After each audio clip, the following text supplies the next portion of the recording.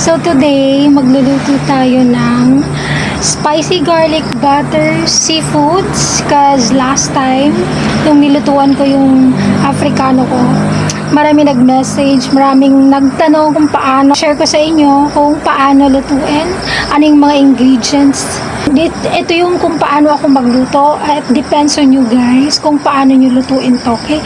Don't bash me. Ito lang talaga yung kung paano ko lutuin to. At we have here the ingredients. Papakita ko muna sa inyo. We have here the sweet corn. Ayan. Napakuluan ko na din siya, so it's already soft.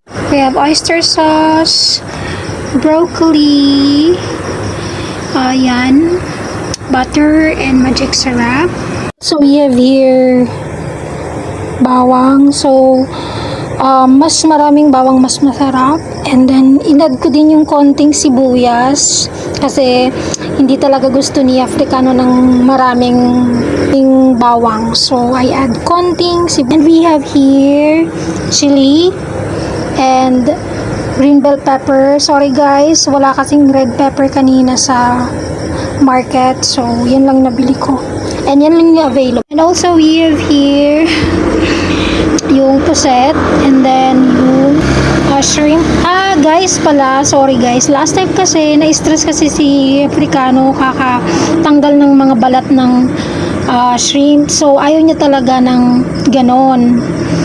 Ngayon tinanggal ko na talaga, niluto ko muna siya, tapos tinanggal ko na yung mga balat. So start na tayo, let's go.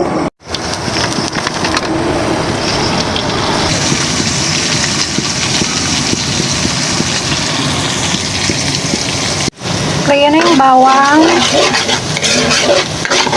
Antayin ko lang maluto yan. Tapos, ilalagay ko na din yung sibuyas.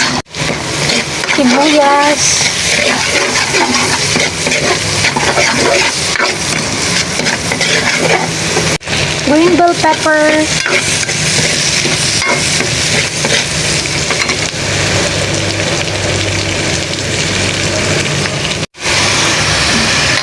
Oyster sauce,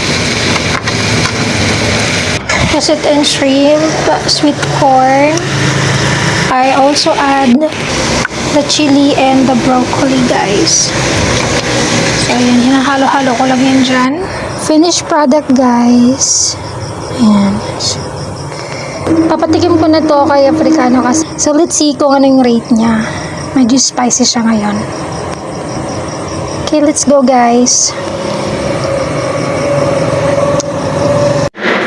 Come na.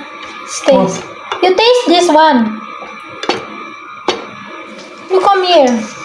Wait. It's